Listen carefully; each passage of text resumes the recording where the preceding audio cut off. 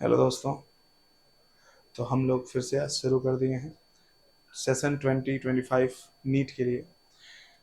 शुरुआत हो चुकी है टेस्ट सीरीज़ की, और ये सबसे छोटी टेस्ट सीरीज जो बाबू लॉन्च हुई है, इसका नाम है SMDTS, minor daily test series. ठीक है, तो रोज़ देते रहिए, जो पढ़ाया जाएगा वही आपको करना है। आपका मन नहीं भी करेगा तो भी ज़बरदस्ती पढ़ के आएंगे टेस्ट के लिए, रिजल्ट्स आएंगे, बेइज्जती होगी, इसलिए ज़बरदस्ती पढ़ना पड़ेगा आपको। बाकी जो लोग पूछ रहे हैं और टेस्ट सीरीज कब शुरू होगा, बड़ा सा पहले छोटा वाला दीजिए, बाकी बड़ा वाला आपका रिजल्ट आएगा नीट का, उसके जस्ट बाद शुरू हो जाएगा। ठीक है, सभी लोग ज्वाइन करिए आके। जितने लोग घर बैठे हुए हैं, रो रहे हैं, गा रहे हैं, अब आइए बाबू, बहुत हो गया। आप सोच रहे हैं कि रिजल्ट के बाद आएंगे, गलत सोच रहे हैं। कम से कम 10-20 दिन लगेगा आपको एडजस्ट होने में, फिर से शुरू करने में। कोई भी चीज़ शुरू करने में थोड़ा सा टाइम लगता है, तो वो टाइम यहीं पे बैठ के दीजिए टीचर के साथ थोड़ा सा। टीचर क्या काम करता है? कैटलिस्ट का काम करता है, एंजाइम का काम करता है, तो आपका रिएक्शंस को बढ़ा देगा वो। ठीक है ना, जो आप काम करोगे 5 दिन में 2 दिन में करा देगा। तो इसीलिए देखिए, ये टेस्ट ब्रीदिंग का हो रहा है। तो पहला क्वेश्चन देख लेते हैं बाबू। एनसीईआरटी की लाइंस है, एक एक क्वेश्चन सेल्फ फ्रेम्ड है, कहीं किसी वेबसाइट पे, किसी नोटबुक, किसी बुक में कहीं कुछ नहीं मिलेगा। ये सब चीजें एकदम सेल्फ फ्रेम्ड है, आपको घुमाने के लिए बनाया गया है, ताकि आप एनसीईआरटी को एकदम, MDTS नाम है ना, देखो MDT का मतलब मेडिटेशन भी हो सकता है, तो एकदम एनसीईआरटी को मेडिटेट करना है, मेडिटेशन करना है। देखते हैं पहला क्वेश्चन जो है, CO2 is harmful gas release, सही बात है, ड्यूरिंग एनाबॉलिक नहीं कैटाबॉलिक होगा, एनसीईआरटी ने लिखा है। तो एक कोई भी बड़ा कंपाउंड छोटी छोटी चीजों में टूट जाता है तो हम कैटाबॉलिक रिएक्शन कहते हैं। तो रेस्पिरेशन कैटाबॉलिक हो गया, यहाँ पे एनाबॉलिक लिखा है, गलत हो गया। The process of exchange of CO2 from the atmosphere with O2 produced by cell, Babu O2 produced by cell नहीं, CO2 produced by cell। ये यहाँ रहना चाहिए, यहाँ रहना चाहिए, गलत हो गया, स्टेटमेंट दोनों गलत है।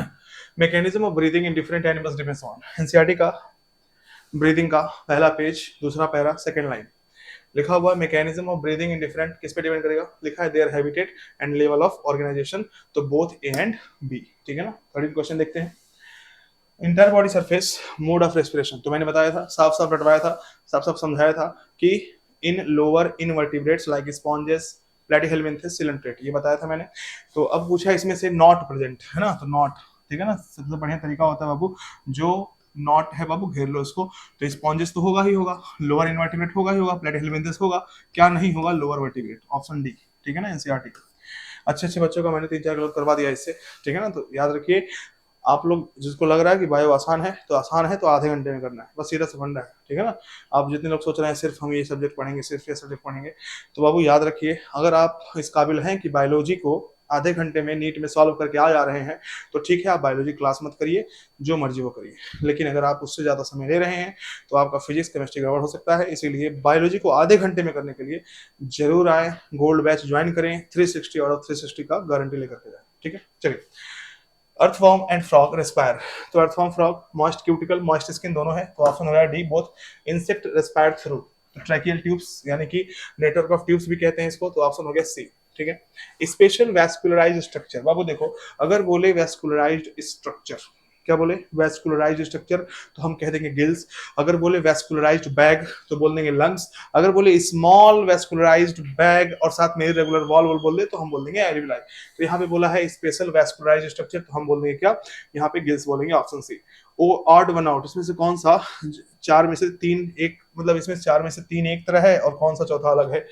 तो गिल्स के लिए बात कर रहा है, तो most of the aquatic arthropods में गिल्स होगा, सही बात है। मोलस्का में गिल्स होगा, सही बात है। फिश में भी होगा, लेकिन some of the aquatic arthropod, ये गलत हो गया, option number B. Gills are the mode of respiration in which vertebrate, किसमें गिल्स जो होता है रेस्पिरेशन का मोड है, तो वर्टिब्रेट पूछा है ना। देखो, गिल्स अगर वर्टिब्रेट हटा दे तो मोलस्का भी सही है, फिश भी सही है ना, एक्वेटिक आर्थ्रोपोड भी सही है, लेकिन वर्टिब्रेट बोला है तो वर्टिब्रेट में कौन आ जाएगा? फिश। हो गया। लंग्स प्रेजेंट इन, तो टेरेस्ट्रियल में भी होता है, बर्ड्स में, मैमल्स में, तीनों में होगा। वेस्कुलराइज्ड बैग, अब देखो वेस्कुलराइज्ड बैग बोला है तो लंग्स को मारेंगे पहला। ठीक है ना, चलिए नेक्स्ट, ये तो आपका पहला टेस्ट हो गया। कोई दिक्कत किसी को? सभी लोग टेस्ट दें बाबू, सभी लोग टेस्ट दें, फिर से हम कह रहे हैं। ओके, चलिए, ऑल द बेस्ट।